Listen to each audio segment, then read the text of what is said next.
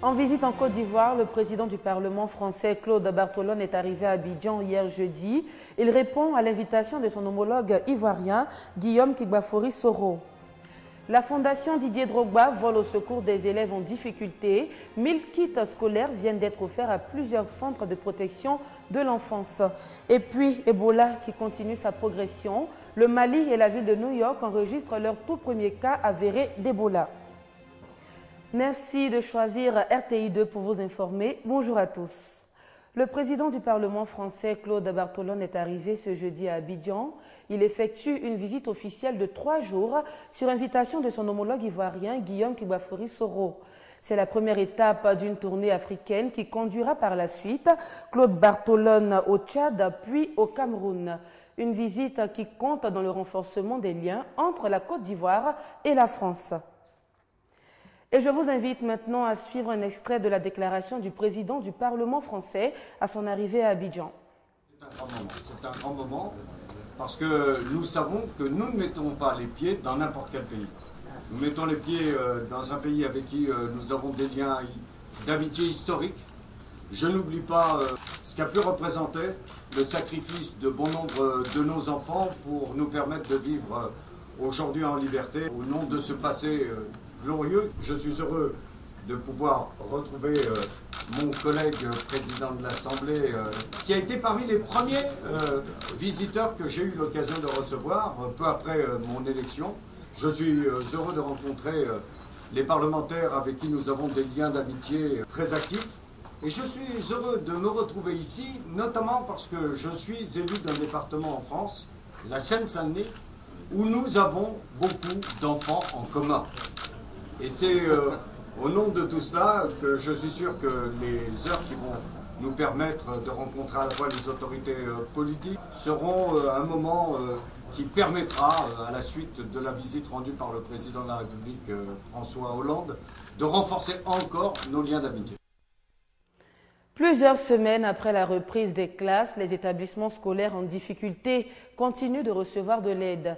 18 centres d'accueil et organisations de protection de l'enfance viennent de recevoir au total 1000 kits scolaires. Le centre Amigo Doumé, situé à Yopougon-Nyangon-Lokwa, a servi de cadre pour la remise des kits. C'est un don de la Fondation Didier Drogba qui entend contribuer à la scolarisation des enfants défavorisés. Sephora Zegui par Gassoro Kone. Des enfants des cours préparatoires CEPE et cours moyens CM, issus des 18 centres d'accueil et organisations de protection de l'enfant, ont reçu 1000 kits scolaires de la Fondation Didier Drogba. Ces enfants défavorisés proviennent, entre autres, des villes d'Abidjan, Bondoukou, Boaké, Grand Bassam et de Korogo. Ce don s'inscrit dans le projet Kit du cœur de la Fondation Didier Drogba.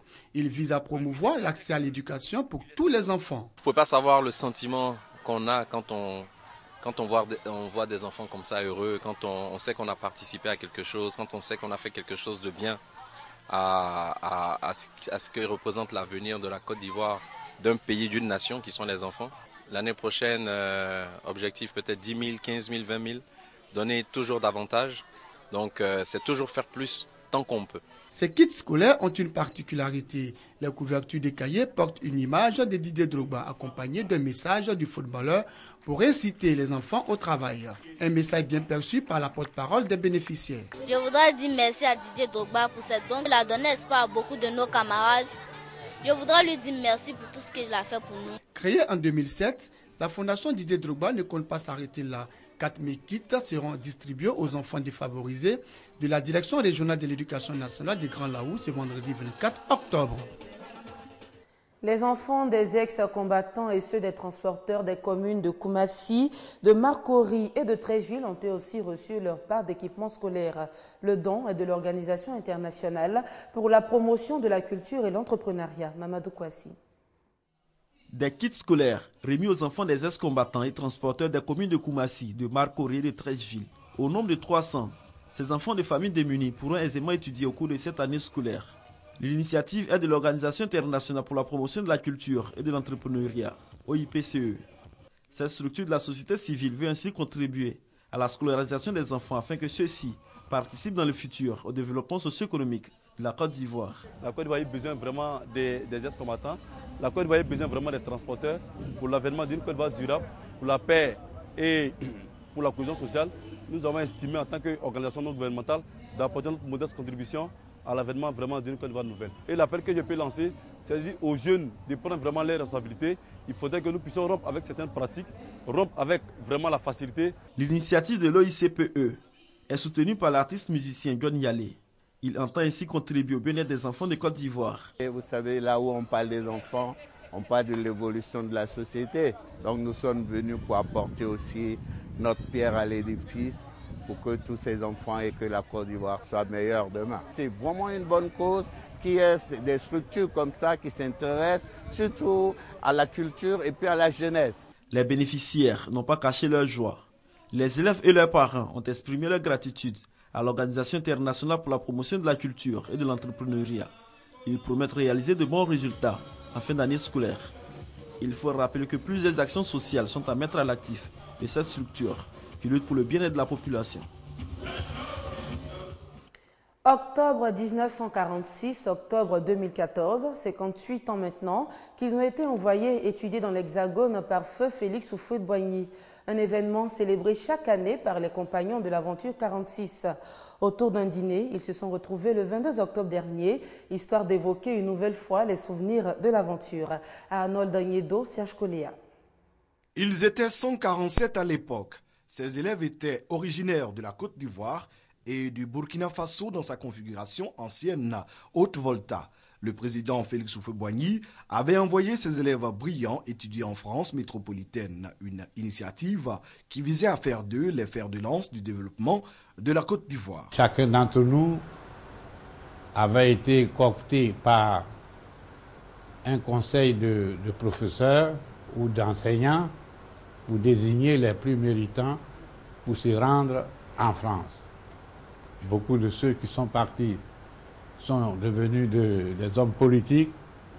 Il y avait Mme Houphouët, il y avait Eribo Guina. Partis du Wharf de Port-Boué à bord d'un navire, les compagnons de l'aventure 46 ont noué une solide amitié qui les lie jusqu'à ce jour. Chaque année, depuis 1986, ils commémorent cet événement et honorent la mémoire de leur parrain et bienfaiteur, feu Félix Houphouët-Boigny. L'artisan de ce départ, il faut le dire, c'est Houphouët-Boigny. Il nous a tous fait partir en France, mais son idée, il faut former des êtres humains pour diriger les pays. Et nous pensons que nos frères, nos enfants puissent prendre l'exemple sur les compagnons de l'aventure 46 pour que la Côte d'Ivoire puisse vivre mieux que ce que nous avons vu à ces jours-ci. Réunis autour d'un dîner dans un complexe hôtelier, ces serviteurs de la nation se sont remémorés le passé en évoquant leurs vieux souvenirs. Après plusieurs années de loyaux services et de dur labeur, les compagnons de l'aventure 46 auront marqué leur temps en apportant leur pierre, et non des moindres, à la construction de la Côte d'Ivoire. On ouvre maintenant la page à santé de ce journal avec les 5e journées de dépistage du cancer du col de l'utérus, du diabète et de l'hypertension artérielle. Elles ont eu lieu les 17, 18 et 19 octobre dernier à la Caisse nationale de prévoyance sociale de Divo. Ces journées ont été l'occasion de dépister de nouveaux malades et de prodiguer des conseils d'hygiène aux populations. On fait le point avec Chantal Eoumouan à Candan. Les populations de Divo se sont déplacées en grand nombre à la rencontre des praticiens de santé venus d'Abidjan. Pour le cancer du col de l'utérus, les femmes ont eu droit à une séance d'explication sur cette pathologie. Elles ont notamment été informées que 2 vaccins existent pour éviter le cancer du col de l'utérus. Mais ces vaccins ne sont valables que pour celles qui n'ont pas encore connu de rapport sexuel. Quant aux autres femmes, leur seule voie de salut réside dans le dépistage précoce. C'est donc ce dépistage-là qui leur a été offert par la Caisse nationale de prévoyance sociale, CNPS. Ainsi, sur 334 femmes dépistées, 9 sont déclarées positives au cancer du col de l'utérus. Les médecins ont prodigué des conseils pour une prise en charge efficace, avant de les exhorter à encourager celles qui n'ont pu effectuer le déplacement à se faire dépister. En ce qui concerne le diabète, Dr Cabran a rappelé que c'est une maladie qui est classée pandémie nationale. En seulement 2 journées de consultation à Divo, 57 nouveaux cas ont été découverts. Selon le médecin, le message que ces journées véhiculent est qu'il faut venir se faire dépister, connaître son statut, venir affronter la réalité pour mettre en place les mesures pour vivre longtemps. Au stade actuel de l'avancée de la médecine, le diabète ne se guérit pas.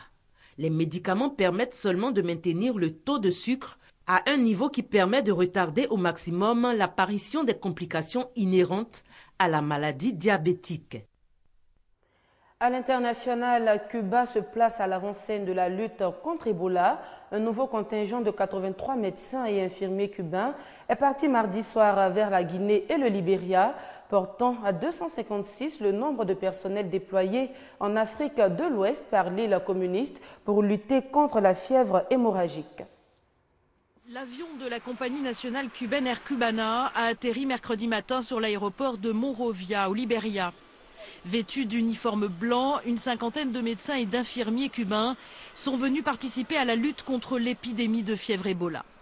Entièrement masculine, l'équipe médicale est composée de médecins généralistes et d'unités de soins intensifs, d'infirmiers, d'épidémiologistes, de chirurgiens, de pédiatres et d'anesthésistes. Elle a été accueillie par l'ambassadeur de Cuba au Libéria qui a décrit l'arrivée de ces experts médicaux cubains comme un signe fort de solidarité. Nous ne pouvons pas voir nos frères et nos sœurs d'Afrique avoir des difficultés, subir des périodes difficiles, alors que nous sommes là, dans nos maisons à Cuba. Nous pensons qu'il est de notre devoir de les aider. Au total, ce sont 256 professionnels de santé cubains qui sont aujourd'hui déployés sur le terrain dans les pays touchés par l'épidémie. Dès le 1er octobre, Cuba avait déjà envoyé 165 professionnels de santé en Sierra Leone. Au Libéria, ils côtoieront les Américains qui ont construit plusieurs cliniques, dont la dernière dans la banlieue de Monrovia. Le virus Ebola qui se répand au fil des jours. Un nouveau cas, le premier du genre, vient d'être détecté au Mali. Il s'agit d'une fillette de 2 ans en provenance de la Guinée qui serait actuellement hors de danger selon les autorités sanitaires. La ville de New York également vient d'identifier son premier cas avéré d'Ebola. Un médecin qui a travaillé pour Médecins sans frontières en Guinée. Après l'attaque du Parlement à Ottawa, les autorités canadiennes ne comptent pas se laisser intimider. L'heure est à la fermeté et à la détermination. Aujourd'hui à Ottawa, c'est le recueillement sur le lieu où un second soldat a été tué en 3 jours au Canada, alors qu'il était en faction devant le mémorial de la guerre, abattu mercredi par un tireur qui s'est ensuite réfugié dans les locaux du Parlement à Ottawa. Une fusillade éclate dans les couloirs du Parlement fédéral, la police fait évacuer des visiteurs, employés et parlementaires. Les abords du Parlement sont bouclés par un important déploiement de policiers. Il avait une sorte de fusil, un fusil avec un long canon. Il était en civil ou il portait un uniforme? Il était habillé avec des vêtements civils, avec une capuche et un bandana. Après plus d'une heure d'échange de tirs, l'assaillant, un Canadien de 32 ans, Michael Zéav Bibo, considéré comme un voyageur à haut risque, est abattu par un membre de la Gendarmerie royale du Canada dans le Parlement. Le suspect converti à l'islam s'était fait récemment retirer son passeport. Les autorités canadiennes n'entendent pas se laisser intimider par des organisations terroristes. Nous ne sommes pas intimidés. Le Canada ne sera jamais intimidé. En fait, cela nous amène à renforcer notre détermination et à redoubler nos efforts et ceux de nos agences de sécurité nationale afin de prendre toutes les mesures nécessaires pour identifier et contrer les menaces et protéger le Canada.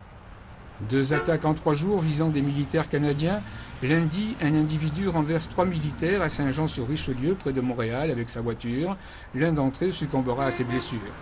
Une attaque revendiquée par un jeune Québécois de 25 ans, Martin Rouleau-Couture, lui aussi récemment converti à l'islam. Il avait tenté de partir en Turquie. Après une course-poursuite sur l'autoroute, il sera abattu par la police. Il était connu des services de renseignement depuis plusieurs mois. Quand nous l'avons arrêté, il s'apprêtait à quitter le pays. Nous l'avons arrêté et nous l'avons interrogé. Avec les renseignements que nous avons récoltés, nous n'avions pas assez de preuves pour poursuivre l'instruction et l'inculper.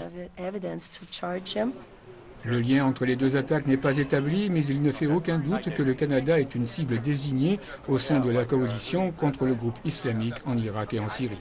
L'armée canadienne a demandé à ses soldats qui ne sont pas en opération de ne plus porter d'uniforme en dehors des bases militaires. Et c'est ici que l'on s'arrête pour aujourd'hui. Excellent début de week-end en compagnie des programmes de RTI2. Au revoir.